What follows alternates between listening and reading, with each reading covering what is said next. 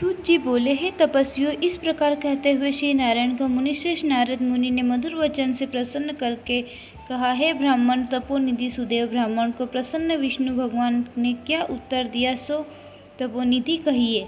श्री नारायण बोले, इस प्रकार महात्मा सुदेव ब्राह्मण ने विष्णु भगवान से कहा। भक्तवत्सल विष्णु भगवान ने वचनों द्वारा सुदेव ब्राह्मण को प्रसन्न करके कहा। हरि भगवान बोले, हे द्विजराज, जो तुमने किया है उसको दूसरा नहीं करेगा। जिसके करने से हम प्रसन्न हुए उसको आप नहीं जानते। यह हमारा प्रिय पुरुषोत्तम मास कहा गया है। स्त्री के सही शोक में मग्न तुमने उस पुरुषोत्तम मास की सेवा हुई। हे तपोनिधे, इस पुरुषोत्तम मास में जो एक भी उपाय करता है, हे द्विजोत्तम, वह मनुष्य अनंत पापों को भस्म कर विमान से वैकुंठ लोक जाता है। सो तुमको 1 महीना बिना भोजन किए बीत गया और असमय में मेघ के आने से प्रतिदिन प्रातः मध्याह्न साय तीनों काल में स्नान भी अनायास ही हो गया। हे तपोधन, तुमको 1 महीना तक मेघ के जल से स्नान मिला और उतने ही अखंडित उपवास भी हो गए। शोक रूपी समुद्र में मग्न होने के कारण ज्ञान से शक्ति ही से हीन तुमको अज्ञान से पुरुषोत्तम का सेवन हुआ। तुम्हारे इस साधन का तोल कौन कर सकता है। तराजू के एक तरफ पलड़े में वेद में कहे हुए जितने साधन हैं उन सबको रखकर और दूसरी तरफ पुरुषोत्तम को रखकर देवताओं के सामने ब्रह्मा ने तोलन किया और सब हल्के हो गए। पुरुषोत्तम भारी हो गया, इसलिए भूमि में रहने वाले लोगों से पुरुषोत्तम का पूजन किया जाता है। हे तपोधन, यद्यपि पुरुषोत्तम मास सर्वत्र है, फिर भी इस पृथ्वीलोक में पूजन करने से फल देने वाला कहा है। इससे हे वत्स, इस समय आप सब तरह से धन्य हैं, क्योंकि आपने इस पुरुषोत्तम मास में उग्र तथा परम दारुण तप किया। मनुष्य शरीर को प्राप्त कर जो लोग पुरुषोत्तम मास में स्नान दान आदि से रहित रहते हैं, वे लोग जन्म जन्मांतर में दरिद्रता होते हैं। इसलिए जो सब तरह से सारे प्रिय पुरुषोत्तम मास का सेवन करता है, वह मनुष्य हमारा प्रिय, धन्य और भाग्यवान होता है। श्री नारायण बोले, हे मुनि जगदीश्वर हरि भगवान, इस प्रकार कहकर गरुड़ जी पर सवार होकर शुद्ध वैकुंठ भवन को शीघ्र चले गए। पत्नी सुदेव शर्मा पुरुषोत्तम मास के सेवन से मृत्यु से उठे हुए सुखदेव पुत्र को देखकर अत्यंत दिन रात प्रसन्न होने लगे। मुझे अज्ञानवश पुरुषोत्तम मास का सेवन हुआ और वह पुरुषोत्तम मास का सेवन फलीभूत हुआ, जिससे सेवन से मृत्यु पुत्र उठ खड़ा हुआ। आश्चर्य है कि ऐसा मास कहीं नहीं देगा। इस तरह आश्चर्य करता हुआ उस पुरुषोत्तम मास की अच्छी तरह पूजन करने लगा। वह सब पत्नी ब्राह्मणों में श्रेष्ठ इस पुत्र से प्रसन्न हुआ और सुखदेव पुत्र ने भी अपने उत्तम कार्य से सुदेव शर्मा पिता को प्रसन्न किया। सुदेव शर्मा ने पुरुषोत्तम मास की प्रशंसा की तथा आदर के साथ से विष्णु भगवान की पूजा की और कर्म मार्ग से होने वाले फलों की इच्छा का त्याग कर एक भक्ति मार्ग में ही प्रेम रखा। श्रेष्ठ पुरुषोत्तम मास को समस्त दुखों का नाश करने वाला जानकर उस मास के आने पर स्त्री के साथ जप हवन आदि से श्री हरि भगवान का सेवन करने लगा। वह सत्पत्नीक श्रेष्ठ ब्राह्मण निरंतर 1000 वर्ष संसार के समस्त विषयों का उपयोग कर विष्णु भगवान के उत्तम लोक को प्राप्त हुआ, जो योगियों को भी दुष्प्राय है। फिर यज्ञ करने वाले को कहाँ से प्राप्त हो सकता है। जहाँ जाकर विष्णु भगवान के सन्निकट वास करते हुए शोक के भागी नहीं होते, वहाँ पर होने वाले सुखों को भोग कर गौतमी तथा सुदेव शर्मा दोनों स्त्री पुरुष इस पृथ्वी पर आए। वहीं तुम सुदेव शर्मा इस समय दृंधध्वना नाम से प्रसिद्ध पृथ्वी के राजा हुए। पुरुषोत्तम मास के सेवन से समस्त इंद्रियों के भोक्ता हुए। हे राजन, यह आपकी पुनर्जन्म की पति देवता गौतमी की पटरानी है। हे भूपाल, जो आपने मुझसे पूछा था सो सब मैंने कहा। और शुक पक्षी को पुनर्जन्म में जो पुत्र सुखदेव नाम से प्रसिद्ध थे और हरि भगवान ने जिसका जिलाया था, वह 12,000 वर्ष तक आयु भोग कर वैकुंठ को गया। वहाँ वन के तालाब के समीप वट वृक्ष पर बैठकर पुनर्जन्म के पिता तुमको आए हुआ देखकर मेरे हितों के उपदेश करने वाले प्रत्यक्ष मेरे देवत विषय रूपी सर्प से दूषित संसार सागर में मग्न इस प्रकार पिता को देखकर और अत्यंत कृपा से युक्त वह शुभ पक्षी विचार करने लगा कि यदि मैं इस राजा को ज्ञान का उपदेश नहीं करता हूँ तो मेरा बंधन होता है। जो पुत्र अपने पिता को पुनः नाम नरक में रक्षा करता है, वही पुत्र है। आज मेरा यह श्रुति के अर्थ का ज्ञान भी वृथा हो जाएगा, इसलिए अपने पुनर्जन्म के पिता का उपकार करूँगा। हे राजन, द्वंद्वध्वना इस तरह निश्चय करके वह शुक पक्षी वचन बोला। हे पाप रहित राजन, जो आपने पूछा सो यह सब मैंने कहा। अब इसके बाद पापनाशिनी सरयू नदी को जाऊंगा। श्री नारायण बोले, इस प्रकार बहुत समय तक उस प्रसिद्ध यशस्वी राजा द्रोणधना ने पुनर्जन्म का चरित्र कहकर जाते हुए वाल्मीकि मुनि की प्रार्थना कर असंख्य पुण्यवान राजाओं का राज्य वाल्मीकि मुनि को नमस्कार करता हुआ कुछ बोला। सूत जी बोले, हे विप्रो, नारायण के मुख से राजा धुरंधुना के पुनर्जन्म का वृत्तांत श्रवण कर अत्यंत तृप्ति न होने के कारण नारद मुनि ने श्री नारायण से पूछा। नारद जी बोले, हे तपोधन महाराज, धुरंधुना ने मुनिश्रेष्ठ वाल्मीकि जी से क्या कहा सो विस्तार सहित विनती मुझको कहिए। नारायण बोले, हे नारद सुनिए। राजा धुरंधुना ने महाप्रज्ञा मुनिश्रेष्ठ वाल्मीकि मुनि की प्रार्थना कर जो मुझ कुछ कहा सो मैं कहूँ। धुरंधुना बोले, मोक्ष की इच्छा करने वाले लोगों से पुरुषोत्तम मास का सेवन किस प्रकार किया जाए, क्या दान किया जाए और इसकी विधि क्या है, यह सब संपूर्ण लोगों के कल्याण के लिए मुझसे कहिए, क्योंकि आपके समान महात्मा संसार में के हित के लिए ही पृथ्वी पर भ्रमण करते हैं। यह पुरुषोत्तम मास स्वयं साक्षात पुरुषोत्तम भगवान है। उस पुरुषोत्तम मास के सेवन से महान्य पुण्य होते हैं। यह बात मैंने आपके मुख से भली भांति सुनी है। मैंने पुनर्जन्म के सुदेव नामक ब्राह्मण श्रेष्ठ होकर विधि से पुरुषोत्तम मास का सेवन किया, जिसके प्रताप से मेरा मृत्यु पुत्र उठ खड़ा हो गया है। ब्राह्मण पुत्र शोक के कारण निरंतर निराहारी मेरा यह पुरुषोत्तम मास बिना जाने ही बीत गया। अज्ञान से हुए पुरुषोत्तम मास का ऐसा फल हुआ तो मृत्यु को प्राप्त भी सुखदेव उठ खड़ा हो गया। हरि भगवान के कहने पर इस अनुभूत पुरुषोत्तम मास का सेवन किया। हे तपोधन, मुझे इस जन्म में वह सब विस्मय हो गया है, इसलिए इस पुरुषोत्तम मास का पूजन विधान विस्तार पूर्वक मुझसे फिर कहिए। वाल्मीकि जी बोले, ब्रह्म मुहूर्त में उठकर परम ब्रह्म का चिंतन करके उसके बाद बड़े पात्र में जल लेकर नैऋत्य दिशा में जाए। पुरुषोत्तम मास को सेवन करने वाला शौच के लिए ग्राम से बहुत दूर जाए। दिन में तथा संध्या में कान पर जनेऊ को रखकर और उत्तर मुख होकर पृथ्वी को तृण से आच्छादित कर वस्त्र से सिर बांध कर और मुख को बंद कर अर्थात मौन होकर रहे, न थूके और न श्वास ले। इस तरह मलमूत्र का त्याग करे और यदि रात्रि हो तो दक्षिण मुख होकर मलमूत्र का त्याग करे और मूत्रेंद्रिय को पकड़कर उठे। शुद्ध मिट्टी को ले, आलस से छोड़कर दुर्गंध दूर करने के लिए मृतिका से शुद्धि करे। लिंग में 1 बार, गुदा में 5 बार और बाएं हाथ में 3 बार, दोनों हाथों में 10 बार मिट्टी लगावे, दोनों पैरों में 14 बार लगावे। यह गृहस्थाश्रमी को सोच कहा है। इस तरह सोचकर मिट्टी और जल से पैर और हाथ धोकर दूसरा कार्य करे।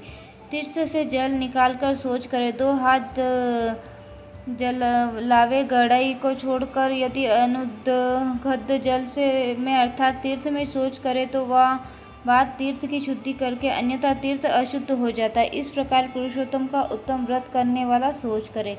तदंतर 16 कुल्ला अथवा 12 कुल्ला करे। मूत्र का त्याग करने के बाद 8 अथवा 4 कुल्ला गृहस्थ करे। उठकर प्रथम नेत्र को धो ले, दातुन ले आवे और इस मंत्र को अच्छी तरह कहकर दंत धावन करे। हे वनस्पते, आयु, बल, यश, वर्च, प्रजा, पशु, वसु, ब्रह्म, ज्ञान और मेघा को मेरे लिए दो। अपामार्ग अथवा बेर की 12 अंगुलियों की छेद रहित दातुन कानी अंगुली के समान सोटी हो, जिसे पर्व के अब आधे भाग में कूंची बनी हो, उस दातुन से मुख शुद्धि करे। रविवार के दिन काष्ठ के दातुन करना मना किया है, इसलिए 12 कुल्ला से मुख शुद्धि करे। आचमन कर अच्छी तरह प्रातःकाल में स्नान करे। स्नान के बाद उसी समय तीर्थ में देवताओं को तर्पण के द्वारा जल देवे और समुद्र में मिली हुई नदी में स्नान करना उत्तम कहा है। बावली कुआं में स्नान करना विद्वानों के मध्यम कहा है और गृहस्थ को गृह में स्नान करना सामान्य है। स्नान के बाद शुद्ध और शुक्ल ऐसे 2 वस्त्रों को धारण करे। ब्राह्मण कंधे पर रखे जाने वाले उत्तरीय वस्त्र को सावधानी के साथ हमेशा धारण करे। पवित्र स्नान पे पूर्व मुख अथवा उत्तर मुख होकर बैठे और शिखा बांध कर दोनों जांघों के अंदर हाथों को रखे। कुश की पवित्री हाथ में धारण कर आचमन क्रिया को करे। ऐसा करने से पवित्री शुद्धि नहीं होती है, परंतु भोजन करने से पवित्री अशुद्धि हो जाती है, इसलिए भोजन के बाद उस पवित्री का त्याग करे। गोपी चंदन की मिट्टी से तिलक धारण करे। वह तिलक ऊर्ध्व पुंड्रक हो, सीधा हो, सुंदर हो, दंड के आकार का हो, ऐसा धारण करे। ऊर्ध्व पुंड को अथवा त्रिपुंड को उसके मध्य में छिद्र बनावे। ऊर्ध्व पुंड में लक्ष्मी के साथ हरि भगवान स्वयं निवास करते। त्रिपुंड में पार्वती से साक्षात शंकर भगवान सर्वदा वास करते। बिना छिद्र का त्रिपुंड कुत्ते के पैर के समान विद्वान ने कहा है। लाल तिलक मनुष्य को वशीकरण करने वाला कहा है, पीला समस्त ऋषियों को देने वाला कहा है, इससे भिन्न तिलक कोई नहीं लगावे। गोपी चंदन की मिट्टी से शंख चक्र गदा पद्म आदि धारण करे। यह संपूर्ण पापों को नाश करने वाला और पूजा का अंग कहा गया है, जिसे शरीर में शंख चक्रादि भगवान के आयुधों का चिन्ह देखने में आता है। उसी मनुष्य को मनुष्य नहीं समझता, वह भगवान का शरीर है। जो शंख चक्र आदि चिन्हों को नित्य धारण करता है, उन्हें देही के पाप पुण्य रूप हो जाते हैं। नारायण के आयुधों से जिसका शरीर चिन्हित रहता है, उसका कोटि कोटि पाप होने पर भी यमराज क्या कर सकता है। प्राणायाम करके संध्या वादन करे, प्रातःकाल में संध्या विधि पूर्वक नक्षत्र में रहने पर करे। जब तक सूर्य नारायण का दर्शन न हो तब तक गायत्री मंत्र का जप करे और सूर्योपास स्थापन के मंत्रों को उठकर अंजकली बांधकर स्थान करे। सायकाल के समय आने पैर को पृथ्वी में करके नमस्कार करे। जो कमी रह गई हो उसको इस मंत्र से पूर्ण करे। यस्य स्मृत्या च नामोक्त्याम तपो यज्ञ क्रियादिषु न्यूनम संपूर्णताम यातिम संध्यो वंदेम तमच्युतम। जो द्विज ब्राह्मण क्षत्रिय और वैश्य श्रद्धा के साथ संध्या करता है, उसको तीनों लोक में कुछ भी दुष्प्राय नहीं है। दिन में आदि भाग प्रातः काल में होने वाले कृत्य को कहा। इस प्रकार प्रातः काल की नित्य क्रिया को करने हरि भगवान की पूजा को करे। लिपे हुए शुद्ध स्थान में नियम में स्थित होकर और मौन तथा पवित्र होकर गोबर के गोल अथवा चौकोर मंडल को बनाकर व्रत की सिद्धि के लिए, उसके बाद सुवर्ण चांदी तांबा अथवा मिट्टी का मजबूत और नवीन छिद्र रहित शुद्ध कलश को उस मंडल के ऊपर स्थापित करे और उस कलश में शुद्ध तीर्थों से लाए हुए कल्याणप्रद जल को भर कर कलश के मुख में विष्णु, कंठ में रुद्र भगवान अच्छी तरह वास करते हैं। उसमें मूल में ब्रह्मा जी स्थित रहते हैं। मध्य भाग में मात्रगण कहे गए हैं। कोक में समस्त समुद्र और 7 द्वीप वाली वसुंधरा, ऋग्वेद, यजुर्वेद, सामवेद, अर्थवेद, व्याकरण आदि अंगों के साथ सब कलश में स्थित हो। इस प्रकार कलश को स्थापित करके उनमें तीर्थों का आह्वान करें। गंगा, गोदावरी, कावेरी और सरस्वती मेरी शांति के लिए तथा पापों के लिए नाश करने के हेतु आवे। मंत्र पाठ पूर्वक गंध, अक्षत, नैवेद्य और उस जल का में होने वाले पुष्प आदि उपचारों से पूजन करके उसके ऊपर पीले वस्त्र से लपेटा हुआ तांबे का पात्र स्थापित करे। उस पात्र के ऊपर राधा के साथ हरि की मूर्ति को स्थापित करे। राधा की सहित सुवर्ण की पुरुषोत्तम भगवान की प्रतिमा बनावे और भक्ति में तत्पर होकर विधि के साथ उस प्रतिमा की पूजा करे। पुरुषोत्तम मास के पुरुषोत्तम देवता है। पुरुषोत्तम मास में आने पर उनकी पूजा करनी चाहिए। जो इस संसार में सागर में डूबे हुए हो उबारता है, उसकी इस लोक में भी मृत्यु धर्म वाला कौन मनुष्य पूजा नहीं कर सकता। ग्राम फिर मिलते हैं, धन फिर मिलता है, पुत्र फिर मिलते हैं, ग्रह फिर मिलता है, शुभ अशुभ कर्म फिर मिलते हैं, परंतु शरीर फिर नहीं मिलता है। उस शरीर की रक्षा धर्म के लिए और अधर्म की रक्षा ज्ञान के लिए हुआ करती है और ज्ञान से मोक्ष सुलभ हुआ करता है। इसलिए धर्म को करना चाहिए। देह रूपी वृक्ष का फल सनातन धर्म कहा गया है। जो शरीर धर्म से रहित है वह बांझ वृक्ष के समान निष्फल है। सहायता के लिए न माता कही गई है, न स्त्री पुत्र आदि कहे गए हैं, तथा न पिता, न सहोदर भाई, न धन कहे गए हैं। केवल धर्म की ही उसका प्रधान कारण कहा गया है। वृद्धावस्था में सिंहनी के समान भय देने वाली है और रोग शत्रु के समान पीड़ा देने वाली है। फूटे हुए बर्तन से जल गिरने के समान आयु प्रतिदिन क्षीण होती रहती है। जल के तरंग के समान चंचल, लक्ष्मी पुष्प के समान क्षण मात्र में मुरझाने वाली युवा अवस्था, स्वप्न में राज्य सुख के समान संसार में विषय सुख प्रति सब निरर्थक है। धन चंचल है, चित्त चंचल है और संसार में होने वाला सुख चंचल है। ऐसा जानकर संसार से विरक्त होकर धर्म के साधन में तत्पर होवे। जैसे सर्प से आधा देह निगल जाने पर भी मेंढक मक्खी को खाने की इच्छा करता ही रहता है, उसी प्रकार काल से ग्रास हुआ जीवन दूसरे को पीड़ा देने में तथा दूसरे का धन अपहरण करने में प्रेम करता है। मृत्यु से ग्रस्त आयु वाले पुरुष को सुख क्या हर्ष करता है। वध के लिए अवस्था को पहुँचा जाने वाले पशु के समान सब सुख व्यर्थ है। जब धर्म करने के लिए चित्त होता है तो उस समय धन का मिलना सुलभ नहीं होता। जब धन होता है तो उस समय चित्त धर्म करने के लिए उत्सुक नहीं होता। जब चित्त और धन दोनों होते तो उस समय समपात्र नहीं मिलते हैं। इसलिए तीनों का जिस समय संबंध हो जाए उसी समय बिना विचार किए ही जो धर्म को करता है वही बुद्धिमान कहा गया है। अधिक धन में व्यय से होने वाले हजारों धर्म है। पुरुषों का पुरुषोत्तम मास में थोड़ा धन से महान धर्म होता है। स्नान, दान और कथा में विष्णु भगवान का स्मरण करना इतना भी उत्तम धर्म यदि किया जाए तो वह महान भय से रक्षा करता है। जिस प्रकार गंगा ही तीर्थ है, कामदेव ही धनुषधारी है और गुण ही रूप है, उसी तरह संपूर्ण महीनों में उत्तम पुरुषोत्तम मास साक्षात पुरुषोत्तम ही है। यद्यपि यह पुरुषोत्तम मास प्रथम समस्त कार्यों में तथा यज्ञों में अत्यंत निघ्न था, जो भी भगवान के प्रसाद से पृथ्वी में साक्षात भगवान के नाम से प्रसिद्ध हुआ। जिस प्रकार हाथी के पैर में सब प्राणियों के पैर लीन हो जाते हैं, उसी तरह समस्त धर्म और काल समस्त पुरुषोत्तम में विलीन हो जाते हैं। जिस प्रकार और नदियों की तुलना गंगा के समान नहीं की जा सकती, कल्पवृक्ष के समान अन्य समस्त वृक्ष नहीं कहे जा सकते, चिंतामणि के समान दूसरे रत्न पृथ्वी में नहीं हो सकते, कामधेनु के समान दूसरी गौ नहीं हो सकती, राजा के समान दूसरे पुरुष नहीं हो सकते, वेदों के समान समस्त शास्त्र नहीं हो सकते, उसी प्रकार समस्त पुण्य काल में इस पुरुषोत्तम मास के पुण्य काल के समान नहीं हो सकते। पुरुषोत्तम मास के देवता पुरुषोत्तम भगवान है, इसलिए भक्ति और श्रद्धा से पुरुषोत्तम भगवान की पूजा करनी चाहिए। शास्त्र को जानने वाला कुशल शुद्ध वैष्णव सत्यवादी और प्रिय आचार्य को बुलाकर उसके द्वारा पुरुषोत्तम की पूजा करे। अंतकरण में होने वाले मोह, काम, क्रोध, लोभ, मद, मत्सर आदि रूप बड़ी बड़ी मछलियों से पूर्ण अत्यंत गंभीर वेग वाले इस संसार रूप सागर को पार करने की इच्छा करता है, वह इस भारतवर्ष में यदि देवता पुरुषोत्तम भगवान का अच्छी तरह पूजन करे। वाल्मीकि मुनि बोले, इसके बाद फिर प्रतिभा की अनलोकतारण क्रिया करके प्राण प्रतिष्ठा करे, अन्यथा यदि प्राण प्रतिष्ठा नहीं करता है तो वह प्रतिभा धातु की कही जाएगी, अर्थात उसमें देवता का अंश नहीं होता है। दाहिने हाथ में प्रतिमा के दोनों कल्पों का स्पर्श कर हरि भगवान के उस प्रतिमा के प्राण प्रतिष्ठा अवश्य करे।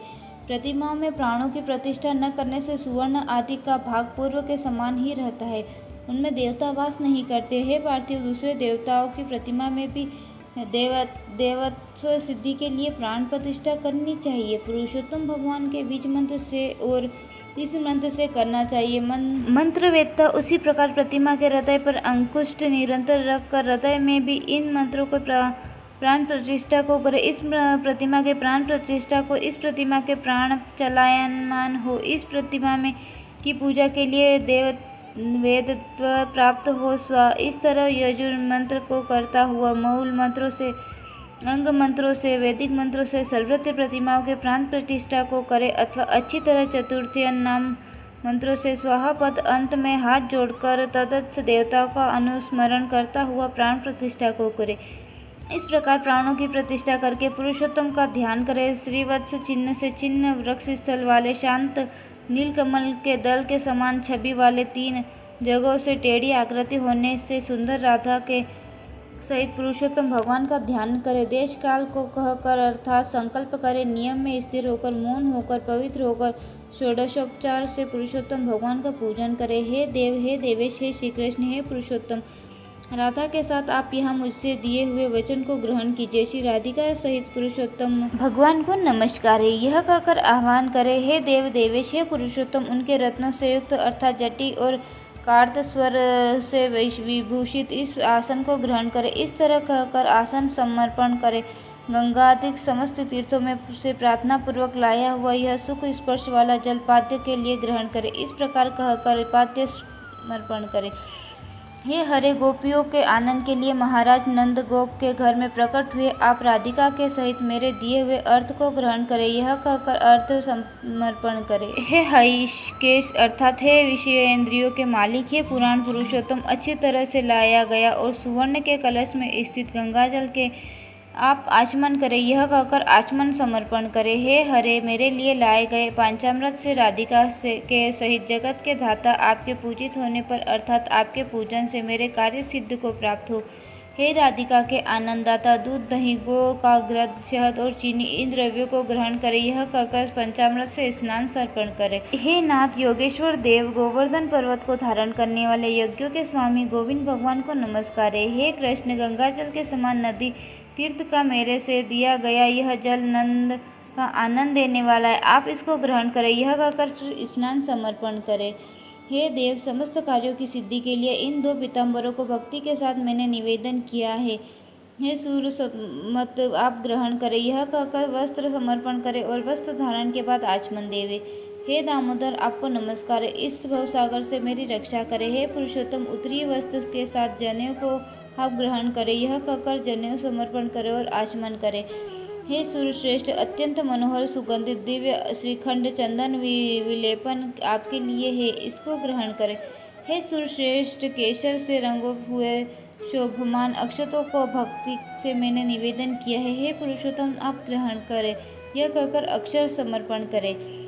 हे प्रभु मैं मालती आदि सुगंधित पुष्पों को आपके पूजन के लिए लाया हूँ, आप इसको ग्रहण करें। यह कहकर पुष्प समर्पण करें। इसके बाद अंगों का पूजन करें। नंद यशोदा के पुत्र, पृथ्वी के भार को उतारने वाले, अनंत विष्णु रूप धारण करने वाले, प्रद्युम्न अनिरुद्ध श्रीकंठ सकलास्त्र घृत वाचस्पति केशव और सर्वात्मा इन नामों पे पैर गुल्फ जांघू जघन कटी नेड़ी नाभि हृदय कंठ बाहु और मुख नेत्र शिखर सिर और स्वर्ग का पुष्प को हाथों में लेकर चतुर्थायंत नामों को कहकर विश्व रूपी जगतपति भगवान का पूजन करें। इस प्रकार प्रत्यंग का पूजन कर फिर चतुर्थ्यंत केशवादिक नाम मंत्रों से एक एक पुष्प हाथ में लेकर पुरुषोत्तम भगवान का पूजन करें। दिव्य वनस्पतियों से रस के बना हुआ गंध से युक्त उत्तम गंध समस्त देवताओं के सूंघने से के योग्य यह धूप है, इसको आप ग्रहण करें और यह कहकर धूप समर्पण करें। हे भगवान आप समस्त देवताओं के ज्योति है, तेजों में उत्तम तेज, आत्म ज्योति के परम धाम, यह दीप आप ग्रहण करें। यह कहकर दीप समर्पण करें। हे देव नैवेद्य को ग्रहण करें और मेरी भक्ति को अचल करें। इच्छानुकूल वर को देवे और परलोक में उत्तम गति को देवे। यह कहकर नैवेद्य समर्पण करें।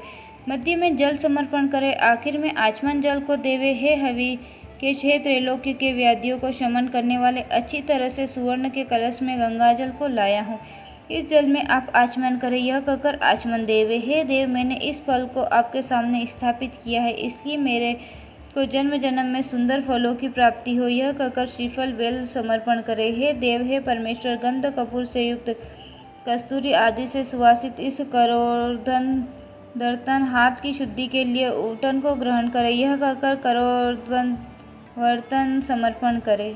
हे जगन्नाथ रक्षा करो। हे त्रिलोकी के नायक रक्षा करो। आप भक्तों पर कृपा करने वाले हो, मेरी प्रदक्षिणा को ग्रहण करें। ऐसा कहकर प्रदक्षिणा समर्पण करें। यज्ञेश्वरण देव यज्ञ के कारण यज्ञों के स्वामी गोविंद भगवान को नमस्कार है। यह कहकर मंत्र पुष्पांजलि समर्पण करें। विश्वेश्वर विश्वारूप विश्वा के उत्पन्न करने वाले विश्वास के स्वामी नाथ गोविंद भगवान को नमस्कार है। यह कहकर नमस्कार समर्पण। इस मंत्र से पुरुषोत्तम भगवान को पान समर्पण करके स्वाहांत नाम मंत्रों से प्रतिदिन तिल से हवन करे। पुरुषोत्तम मास पर्यंत घृत का अखंड दीपक समस्त फल की सिद्धि के लिए और पुरुषोत्तम भगवान के प्रीत्यार्थ समर्पण करे। यस्य स्मृत्या च नामोक्त्या तपोयज्ञ क्रियादिषु, इस मंत्र से जनार्दन भगवान को नमस्कार करे। इस मंत्र से जो कुछ कमी रह गई हो उसको संपूर्ण करके सुखपूर्वक कहे।